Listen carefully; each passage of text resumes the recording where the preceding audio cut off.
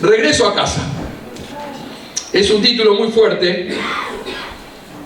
Alguien dijo que el mejor viaje siempre será el viaje de regreso a casa.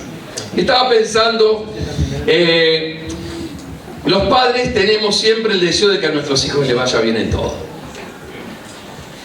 Si tuviéramos la posibilidad de guionar la vida de nuestros hijos, si yo te daría un papel y te diría, bueno, a ver, escribime cómo te gustaría que sea la vida de tus hijos, ¿qué cosas pondrías? Seguramente pondríamos todas cosas bonitas, cosas buenas que les sucedan. Todos anhelamos que nuestros hijos no tengan luchas, no tengan dolores, no pasen por fracasos, que no vivan angustias, que no pasen por pesares. La pregunta es, esto que muchas veces deseamos para nuestros hijos, ¿es lo mejor para sus vidas? ¿Cuántas veces fueron nuestros dolores los que nos trajeron de vuelta al Señor?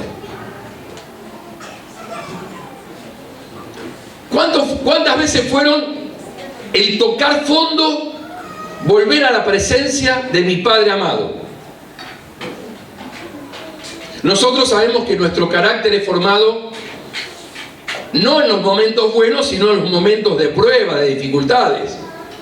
Es cuando aprendemos esa palabra que está de moda ahora, resiliencia. ¿Qué significa la resiliencia? Exactamente, afrontar los problemas de la vida y seguir adelante, porque hay gente que se queda empantanada. La vida nos ha enseñado a experimentar el gozo del Señor Jesucristo en medio de las dificultades difíciles. Ahora, ¿quisiéramos borrar todo esto de la vida de nuestros hijos para que les vaya todo bien, pero que no aprendan aquello que los va a hacer fuertes en la vida? ¿Cuántas veces una dificultad me hizo despertar al propósito divino de Dios en mi vida? Todos nosotros sabemos que una de las cosas que más contribuyen a nuestra madurez emocional y espiritual son las pruebas, son las circunstancias difíciles. Todos juntos podemos decir esta frase: una de las cosas que más contribuye a nuestra madurez emocional y espiritual son las circunstancias difíciles, sin duda. Dice Lucas 15. Lucas 15, 14. Dice, para ilustrar mejor esta enseñanza, el Señor enseñaba mucho por parábolas. Saben que en Lucas 15 es un famoso capítulo de la Biblia porque hay tres cosas que se perdieron. Se perdió una oveja, se perdió una moneda y se perdió un hijo. Dice, para ilustrar mejor esta enseñanza, Jesús le contó la siguiente historia. Un hombre tenía dos hijos. El hijo menor le dijo al padre, quiero la parte de mi herencia. ¿Cuándo? Ahora. Antes que mueras. Entonces el padre accedió a dividir sus bienes, pero no solamente le dio la parte que le correspondía al hijo menor, sino también la parte que le correspondía al otro hijo. Pocos días después, el hijo menor, habiéndose hecho de la herencia que le correspondía, empacó sus pertenencias y se mudó a una tierra distante, donde, ¿qué hizo? Ay, cómo te gusta derrochar la plata. Donde derrochó todo su dinero en una vida, como decía el profeta Ricky Martin, living la vida loca. Así. Al mismo tiempo que derrochó toda la plata que tenía, dice la Biblia, se le acabó el dinero. Hubo una gran hambruna en todo el país y él comenzó ¿a qué? Pasó de de tenerlo todo a morirse de hambre. En esa hambruna que había, convenció a un agricultor local de que lo contratara. Y el hombre lo envió al campo para que diera de comer a sus cerdos. El joven llegó a tener tanta hambre que hasta las algarrobas con las que alimentaban a los cerdos le parecían buenas para comer. Pero nadie, ni siquiera, le dio las algarrobas. Cuando finalmente entró en razón, se dijo a sí mismo. Todos juntos podemos leer esa frasecita. Cuando finalmente entró... Vamos de nuevo. Cuando finalmente entró... Y el Señor nos dice, cabezón. Se dijo a sí mismo, en casa, hasta los jornaleros tienen comida de sobra. Y aquí estoy yo, muriéndome de hambre. Volveré a la casa de mi padre. Le diré, todos juntos, Padre, he pecado contra el cielo y contra ti. Yo ya no soy digno de que me llamen tu hijo. Te ruego que me contrates como un jornalero. Entonces regresó a la casa de su padre. Y cuando todavía estaba lejos, su padre lo vio llegar. Dice que el padre, lleno de amor y compasión, corrió hacia su hijo, lo abrazó y lo besó. Su hijo le dijo, Padre, he pecado contra el cielo y contra ti. Ya no soy digno de que me llamen tu hijo. Sin embargo, su padre dijo a los sirvientes, rápido, traigan la mejor túnica que haya en la casa. Tenía un olor a chancho que mandaba. Péguenle un buen baño. Bueno, eso dice la otra versión. Vístanlo, consigan un anillo para su dedo y sandalias para sus pies. Maten el ternero que hemos engordado. Tenemos que celebrar con un banquete, porque este hijo mío estaba muerto y ahora ha vuelto a la vida. Estaba perdido y ahora ha sido encontrado. Entonces, ¿qué pasó? Comenzó la fiesta. Gloria a Dios. Y a los que les gustan las fiestas dicen amén, amén. Ahora, atravesar los tiempos difíciles de la vida nos hace ser las personas que somos hoy en la actualidad. ¿Cuántos de nosotros estábamos un día adormecidos espiritualmente? Y un día, volviendo en sí, el Señor nos despertó a nuestra realidad. Acá Lucas 15 habla de una historia muy famosa, porque casi todos las conocemos, y es imposible no identificarme con alguno de los puntos de la historia. El hijo menor se acerca al padre y le dice, papi, dame la herencia que me corresponde. No voy a esperar hasta que te mueras para cobrarla. Quiero cobrarla por adelantado. Pero dice la Biblia que también se la repartió al otro. No sabemos qué tipo de padre era este tipo. Algunos historiadores dicen, y quizás este hombre era un hombre que estaba tan ocupado en su trabajo que nunca se hizo un tiempo para sus hijos. Vieron que la vida corre rápidamente. Los hijos son personas que Dios nos presta por algunos pequeños años para que los entrenemos para la vida, pero un día toman sus propias alas y vuelan del hogar. Pero hay padres que se perdieron porque nunca hicieron en sus vidas un espacio para sus hijos.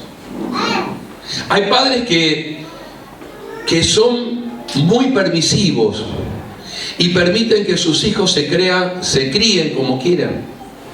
No hay límites, no hay represalias, no hay cosas que limiten la cancha. Pero también están aquellos padres que son tan exigentes y estrictos. No sabemos. Lo cierto que el menor partió lejos, dice la Biblia, a una provincia apartada, a un país distante. Dice, allí desperdició toda la herencia viviendo una vida loca. No solamente había un tema de que me fui geográficamente lejos del Padre, era una cuestión espiritual, porque al irse de la tierra le estaba dando la espalda al Señor y a la fe del papá. Hay un momento en la vida donde empezamos a darle la espalda al Padre. Se fue a una tierra lejana donde no había que rendirle cuentas a nadie, donde era supuestamente libre. Y vamos a decir la verdad en esta mañana, todos en algún momento de nuestra vida hemos viajado a un país lejano. Y no estoy hablando de términos geográficos, sino en términos emocionales y espiritualmente. Me refiero a que todos los que estamos aquí, en algún momento de nuestra vida, en alguna temporada, decidimos alejarnos del Señor y Dios no fue ni invitado ni bienvenido a nuestra nueva experiencia. Si alguno de los que está aquí cree que esto no es verdad, está siendo un hipócrita, porque todos en algún momento nos fuimos a un país lejano. Muchas veces ni siquiera tenemos idea cómo llegamos a ese lugar. Pero muchas veces no queremos quedarnos en la casa del Padre, porque muchos piensan que vivir cerca del Padre significa privarse de vivir. Muchos creen que seguir al Señor es seguir a un Dios que es un Padre que tiene un listado de reglas para quitarnos la diversión de la vida. Muchos tienden a ver a Dios como una muralla que los limita, en lugar de verlo al Señor como un cerco que nos protege. Y yo quiero que esta frase te quede bien grabada y quiero que la digamos todos juntos. Muchos tienden a ver a Dios como una muralla que los limita, en lugar de verlo como un cerco que nos protege. Amén. Pero muchos se alejan del Señor. Y qué importante es la figura de un padre en el ámbito familiar. Querido papá, la forma en que vos actuás, el ejemplo que le das a tus hijos, bueno o malo, es un trampolín para que nuestros hijos comprendan el amor del Padre. Muchos se alejan de Dios porque suponen que Dios es como el Padre que tengo en la tierra, difícil de agradar. Muchos de los mambos que tenemos hoy en día de grandes es porque tuvimos padres a los cuales nunca le dimos la talla. Si hacíamos algo bueno nos decían, es lo que te corresponde. En lugar de decirnos, bien hijo, vamos para adelante. Qué importante, queridos papás, qué importante juega nuestro papel en la comprensión de Dios en la vida de nuestros hijos. Muchos piensan en Dios como un padre con un garrote en el cielo esperando que nos equivoquemos para... ¿Se acuerdan cuando éramos chicos y había visita y nos mandábamos una macana y mamá hacía... movía la cabeza como diciendo, cuando se vayan te mato? Y vos ya decías, la vieja me desaprobó. Es decir, no hacía falta, te miraba con los rayos X, la vieja, y ya estaba. Y esa es la imagen que nosotros a veces tenemos del Señor, como diciendo, Miguelito, otra vez la embarraste, otra vez. Pensamos que las reglas de Dios son tan altas porque muchas veces hemos, sin darnos cuenta, dado esta imagen de Dios, que las reglas de Dios son tan altas que son imposibles de satisfacer. Muchos de los... Hace poquito hablaba con una mujer, ya grandecita, y ella me decía, mi problema es que nunca en la vida, todo lo que yo hacía para mi padre estaba mal. Yo hacía algo bien y él me decía, sí, pero de todas maneras esto se podría mejorar. Toda la vida anduve buscando de alguna manera llamar la atención para tratar de agradar a mi padre. Cuando uno cría hijos de una manera tan estricta, tan exigente, donde no se destacan las cosas buenas, donde siempre se hablan de las malas, estos hijos terminan distanciándose emocionalmente de sus padres. Y en muchos de los casos terminan haciendo todo lo contrario que le enseñaron, porque están hartos de no dar la talla. Están hartos de que todo lo que hacen, lo hacen mal. Pienso en cuántas iglesias legalistas, que en lugar de atraer la gente al amor del Padre, las hemos echado porque le hemos impuesto cargas que ni nosotros somos capaces de llevar. El legalismo trabaja para el diablo. ¿Qué es el legalismo? El legalismo ve el cristianismo como una serie de reglas. Haz esto, haz aquello. El legalismo le importa más los programas que las personas. Es más importante que se cumplan algunas reglas humanas en lugar de obedecer los mandamientos del Señor. El legalismo ve la importancia de lo externo cuando Jesucristo dice: lo importante es lo que pasa adentro. No importa si este viene con un arete, un tatuaje o con el pelo rosado, lo importante es que tenga un corazón que alabe al Señor.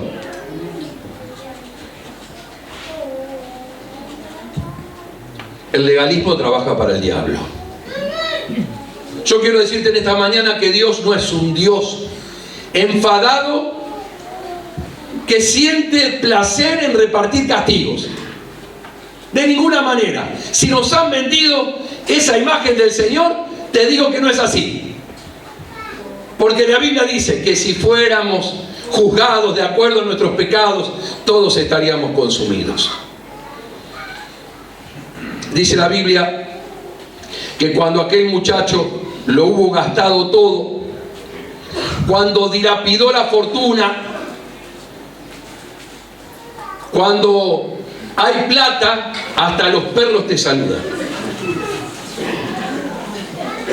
Y cuando no tenés un mango, te desconoce hasta el amigo más cercano.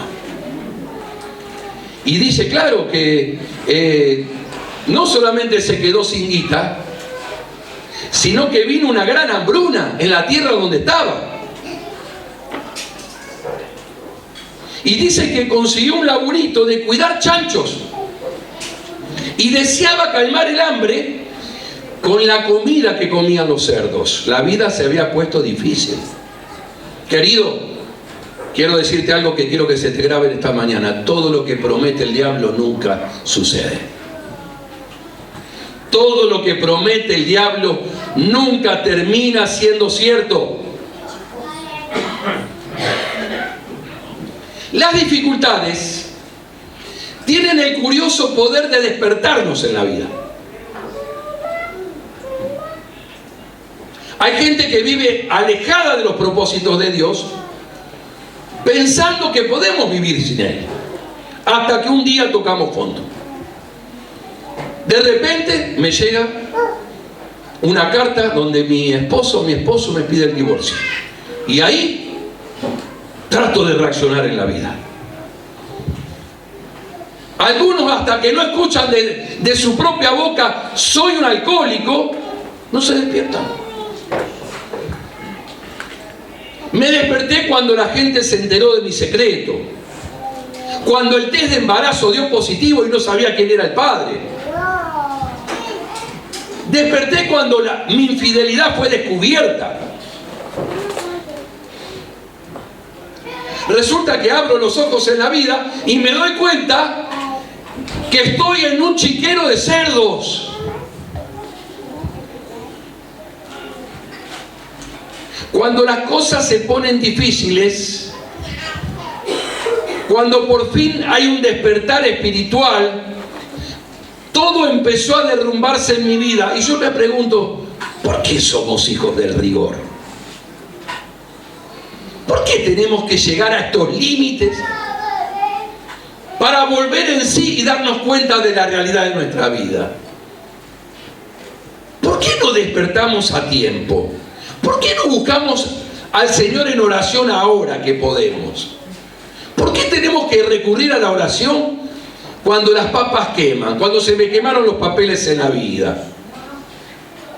A veces necesitamos un corazón roto para acercarnos a Cristo, para darnos cuenta que ningún ser humano nos hace felices en esta vida, solamente el Señor. Amén. 2 Corintios 7:10 dice: la clase de tristeza que Dios desea que suframos nos aleja del pecado y trae como resultado salvación. Dice la Biblia, hay una tristeza que es buena. Hay una tristeza que te sirve para alejarte del pecado, para arrepentirte del corazón y se traduce en salvación. No hay que lamentarse por esa clase de tristeza. Es más, es bueno. Es bueno que pasemos por esta tristeza, pero la tristeza del mundo es el remordimiento, a la cual le falta lo más importante. ¿Qué le falta a la tristeza del mundo? El arrepentimiento. Resulta en muerte espiritual. Ahora, Dios nos diseñó de tal manera que cuando nosotros le damos las espaldas al Padre, Él va a tratar por todos los medios de buscarnos. Dios va a tratar por todos los medios de buscarte y hacerte regresar al camino. Te aviso. Te va a acercar la manzana el Señor. Por eso, el Señor instrumenta algo que se llama, ¿qué instrumentó el Señor? Las alarmas. ¿Vieron? Me gusta porque algunos tienen la alarma para despertarse. Es una alarma bochinchera, ¿viste? Lamentablemente existe en muchos celulares el poder posponer. Pusiste posponer y sonaste. ¿Por qué llegué tarde a la cita? ¿Por qué llegué tarde al laburo? Por esos 5 minutos de más que me quedé. Posponer. Ahora, algunos tienen esa música ruidosa y se tienen que levantar. Y otros ponen, no. Dormiste de nuevo, hermano. Con un violín que me toca así, ¿sabes cómo me quedo dormido? Pero las consecuencias de nuestras decisiones terminan siendo una alarma que me hacen recapacitar en la vida, que me hacen despertar.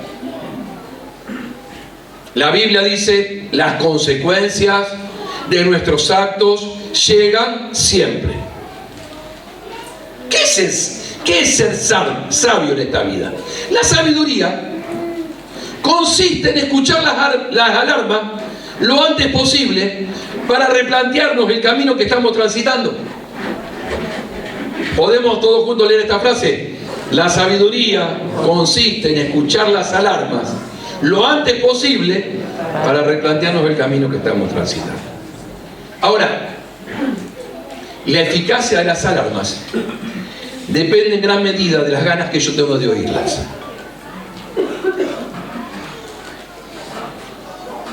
Porque hay gente que no quiere escuchar las alarmas. Por ejemplo, hay cónyuges que hace mucho tiempo se les está cayendo el matrimonio. Y está la alarma que dice danger, peligro, se te viene el mundo abajo, se te cae el matrimonio, pero no reaccionan. No escuchan. Posponer.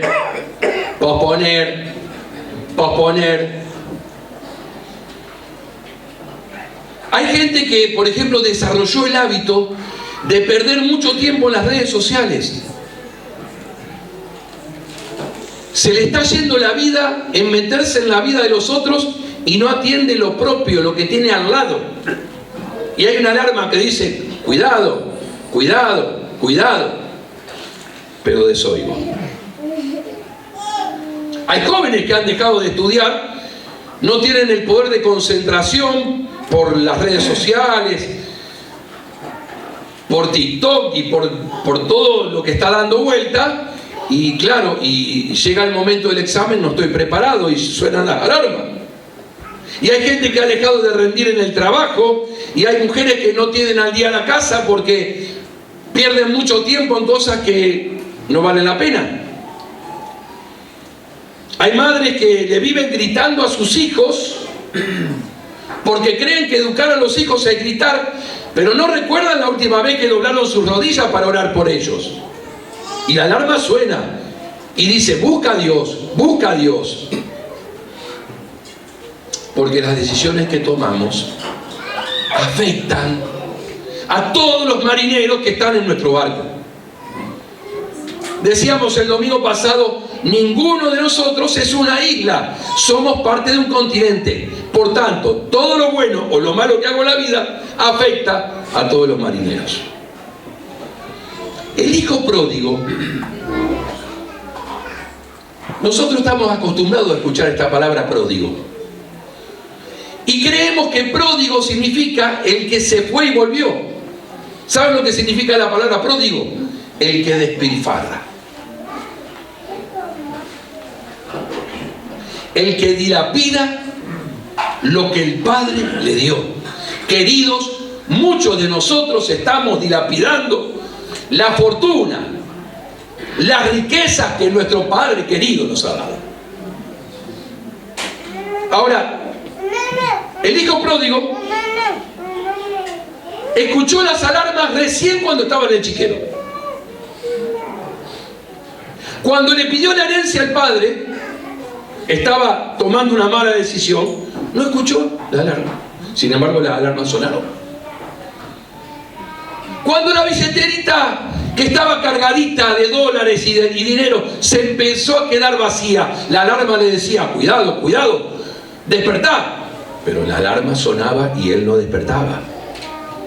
Cuando el pibe iba de fiesta en fiesta, reventándose la vida, la alarma sonaba, pero él seguía en la vida loca. Cuando llegó la hambruna, las alarmas seguían sonando, pero él no escuchaba.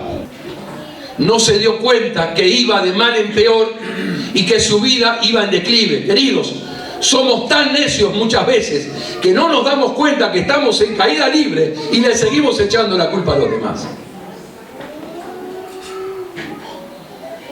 La pregunta en esta mañana es, ¿hay alarmas en nuestra vida que están sonando ahora mismo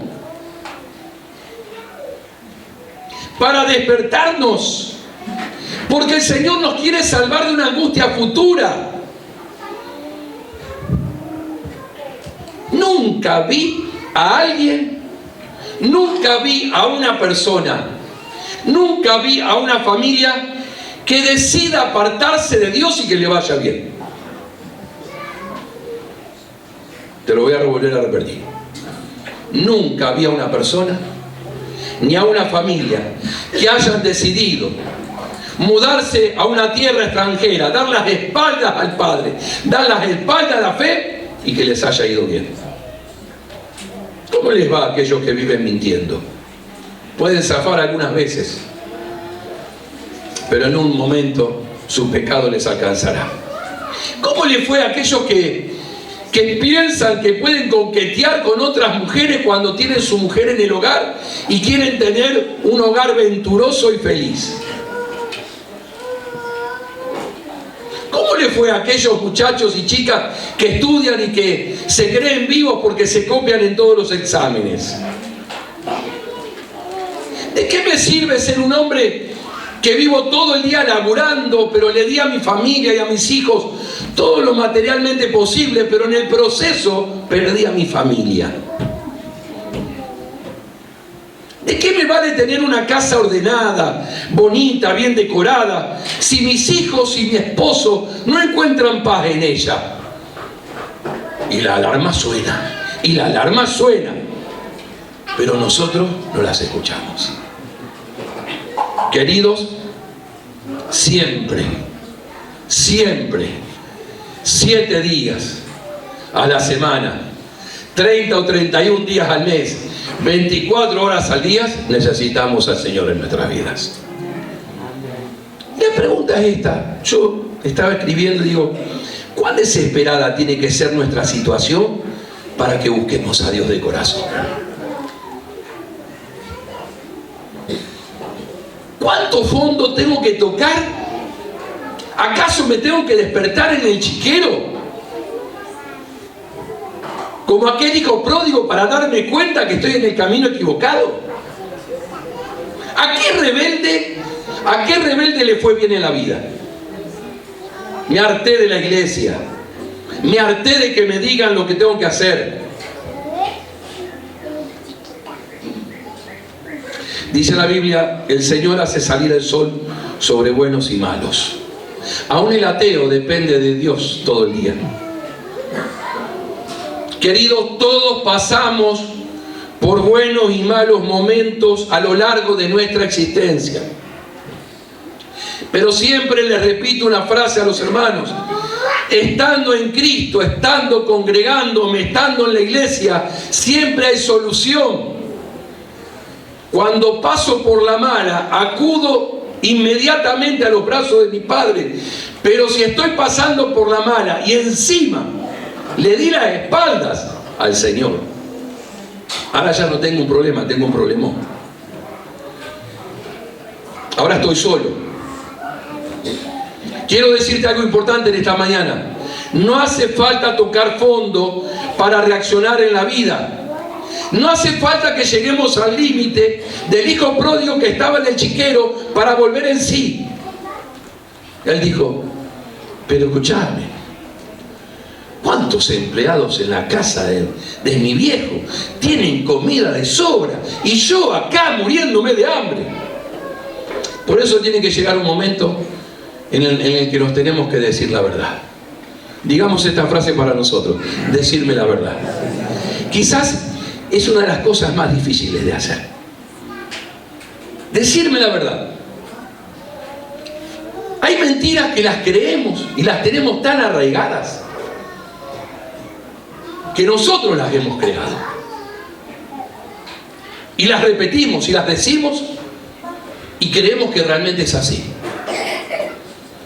Sin embargo, este chico dijo: voy a ir a la casa de mi padre. Le voy a decir: papi, pequé contra el cielo, pequé contra ti. Yo soy digno de ser llamado un hijo tuyo. Deshonré tu nombre. El esfuerzo de toda tu vida lo dilapidé con mujeres, en fiestas, en amigos. Recibime aunque sea como un empleado tuyo.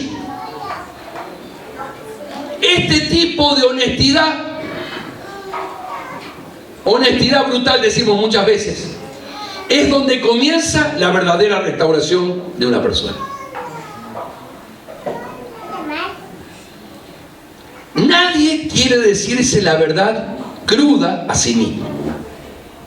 ¿Qué mujer acaso dice: yo le digo a mi esposo que cambie, pero la verdad es que yo soy una negativa, lo vivo criticando por todo, lo vivo deshonrando?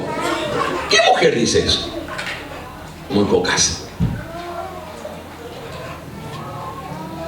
Porque padecemos de ceguera emocional.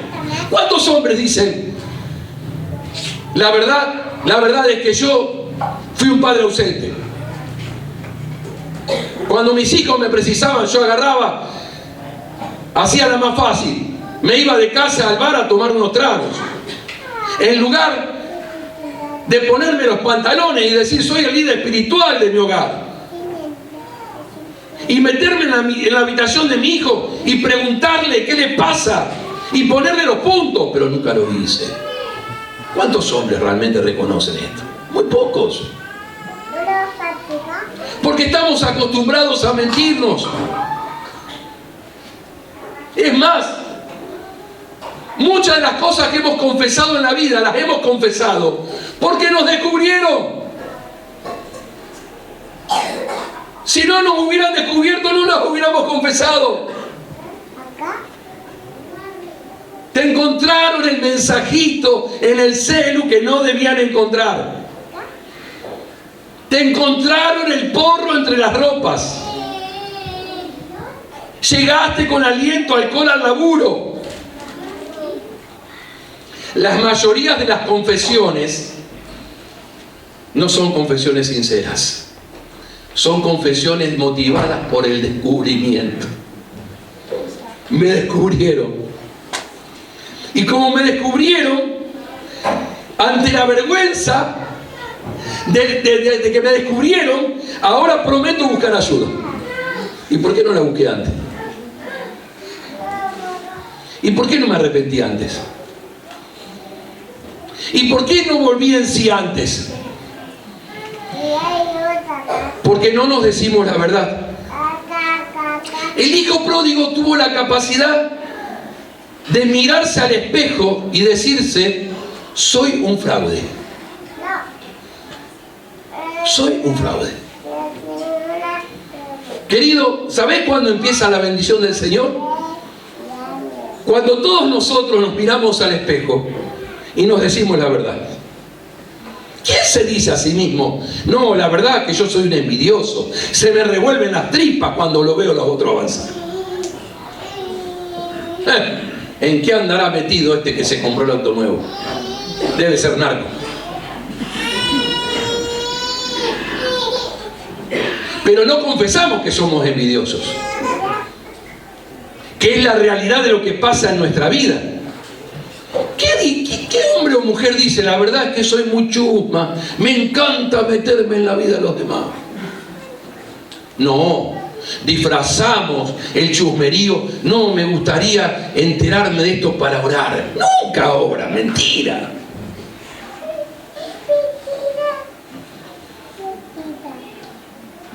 Nos cuesta reconocer que somos manipuladores. Cuando me atrapan en algo oscuro, lo primero que me sale es una mentira, porque he aprendido a no hacerme cargo de las cosas que me pasan, porque prefiero culpar a otros. Por eso una de las cosas principales y que me gusta de lo que hizo el hijo pródigo fue asumir el error, decirme la verdad y decirle la verdad al Señor, porque este es el otro punto. Una cosa es decirme la verdad a mí mismo, la otra es decírsela al Señor. Padre, he pecado contra el cielo, he pecado contra ti. Porque el instinto natural nuestro es esconder las cosas. Confesamos cuando hay evidencia que nos acusa. En realidad, todos tratamos de mantener una imagen de que todo está bien. Queridos, la iglesia es un lugar donde todos nos estamos recuperando de algo. ¿Amén? Amén. Todos los que estamos aquí estamos rotos.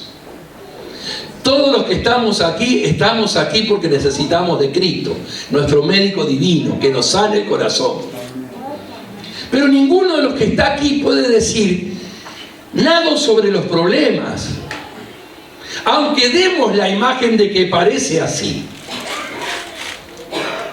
Y quiero decirte que toda esa energía que muchas veces gastamos en tratar de mostrarnos que no tenemos ningún problema, que todo está bien, es una energía emocional extra que no vale la pena, porque nunca la falta de autenticidad es algo que atrae a los demás. ¿Quién quiere estar cerca de alguien que no tiene problemas, que vive en un universo paralelo? Pero qué sano es reconocer que muchas veces estoy viviendo en la dirección incorrecta. Señor, perdóname. He pecado contra el cielo y contra ti. No nos gusta reconocer que estamos perdidos. Bendito el que inventó el Google Maps. Bendito el que inventó el Waze. Pero hace muchos años teníamos a veces un GPS. Yo iba manejando la ruta camino a Brasil con mi familia. Y a la vuelta tomamos un camino que según mi esposa estaba equivocado. Pero los hombres nunca nos equivocamos. Oh, ¡qué cosa! ¿Quién está manejando? Y Susi me dice: ¿vos sabés que yo no vi este paisaje a la ida? No había tierra roja, Miguel. Vinimos por acá. ¿Por qué no preguntás?, me decía ella. No, ¿cómo un hombre va a preguntar? ¿Estoy en lo cierto? A los 50 kilómetros a mí también me parecía raro el camino. Bajo la ventanilla y digo: caballero, un portugués. mi esposa estaba en lo cierto, estaba equivocado. Me tragué mi orgullo, no miré al costado porque sabía que había 2 rayos X que me estaban apuntando. Y dije, bueno, volvamos. Apenas fueron 50 kilómetros, dije yo. No, 50 de ida y 50 de vuelta. 100, te perdiste. Es que somos así en la vida. ¿Viste cuando llegó el sobre que te intiman la tarjeta y vos decís, no lo voy a abrir? No quiero saber la realidad. Claro, porque total, si vos no lo abrís, el banco va a decir, bueno, Miguelito no abrió el sobre, porque no lo abrió, lo vamos a perdonar la deuda. No, cada día que pasa te suman los intereses. Nos gusta posponer las cosas. ¿Qué es lo que mantiene a una persona en el corral de los puercos? La negación. No pasa nada. No pasa nada, está todo bien. Pero cada día me estoy alejando un poquito más de la voluntad de Dios. Miren, el hijo pródigo podría haber culpado a muchas personas. Podría haber adoptado lo que muchas veces hacemos nosotros, papel de víctima. Entonces empezaron. Claro, ¿y los amigos? ¿Dónde están los amigos ahora? Cuando tenía guita estaban todos al lado mío. ¿Y ahora? ¿Dónde están los amigos? No estaban los amigos. Él dijo, él podría haber dicho, y al final el culpable de todo esto la tiene mi viejo. ¿Por qué me dio la herencia? ¿No se supone que la tendría que haber negado? Porque siempre encontramos. ¿Se acuerdan cuando en el huerto del Edén el Señor lo confronta a Adán y le dice, querido, yo no te pedí una mujer y vos me la diste y me la diste fallada? Porque siempre queremos culpar a alguien de todo. Fíjense cómo somos los hombres y las mujeres. Cuando las cosas andan mal en la vida, Dios es el culpable, Él se lleva el crédito de todo. Y claro, mirá Dios cómo permite la guerra y por qué los chicos se mueren de hambre. Cuando las cosas andan mal, Dios se lleva el crédito. Pero cuando las cosas andan bien, pocos se vuelven para agradecerle al Señor. Y alguien te dice, che, qué bueno. ¡Ja! Me rompí el lomo. Esto es por mí. El hijo pródigo dijo, he pecado. No culpó a nadie. E inmediatamente trazó un plan de acción. Porque, queridos, arrepentirnos sin ponernos en movimiento es lo mismo que seguir durmiendo. La alarma seguirá sonando y seguirás posponiendo hasta nuevo aviso. Me levantaré, voy a ir a mi padre. Mira, si no accionás inmediatamente, te vas a dormir de nuevo, por más arrepentido que estés. Porque todos en la vida posponemos pedir ayuda. Sé que anda mal mi matrimonio, pero en lugar de pedir ayuda, la sigo piloteando a ver qué puede pasar. Sé que es hora de cortar esta tarjeta de crédito que me está llevando de mal en peor, pero pospongo. Sé que tengo que ir a pedir perdón, pero pospongo. Sé que tengo que sacar a esta mujer de mis redes sociales, pero pospongo. Sé que tengo que cortar esta amistad de mi vida, pero pospongo. Y estoy en el chiquero, pero no reacciono. Y el Señor dice, estás a un paso de regresar a casa. Queridos, nunca es tarde para regresar a casa. El Dios que tenemos es un Dios tan amoroso. Es un Dios tan perdonador. Quiero decirte en esta mañana que no importa cuánto tiempo hayas estado fuera de la casa del Padre. ¿Por qué no empezamos a enmendar nuestros errores a la manera del Señor? ¿Por qué no nos arrepentimos genuinamente, buscando y anhelando la relación y la comunión con el Padre, en lugar de reaccionar cuando somos descubiertos por algo que estamos haciendo mal? Padre, he pecado contra el cielo y contra ti. Y él iba en el camino ensayando esta especie de conversación, y dice que cuando el padre lo vio a lo lejos, corrió a abrazarlo, con el olor a chancho que tenía, terrible. Sin embargo, maten el cordero más gordo, denle un buen baño, traigan el mejor vestido, pongan una sandalia. Y muchas veces creemos que el personaje principal de esta historia es el hijo, pero el personaje principal de esta historia es el padre. Porque, queridos, nada de lo que hizo el hijo merecía el perdón. Aunque se haya arrepentido, aunque haya vuelto en sí, aunque haya dicho he pecado contra el cielo, aunque haya decidido volver, el personaje principal aquí es el padre, porque el padre decide perdonar. Queridos, un día vinimos al Señor Jesucristo, olíamos a chancho. Sin embargo, el Padre nos abrazó. Y el Padre nos cobijó y siempre nos va a cobijar. Y nunca pensemos en Dios como un Padre con un garrote dispuesto a repartir castigos, sino como un Padre amoroso que nos ama y quiere que volvamos a Él y que despertemos espiritualmente. Porque puedo estar en la iglesia y estar dormido espiritualmente.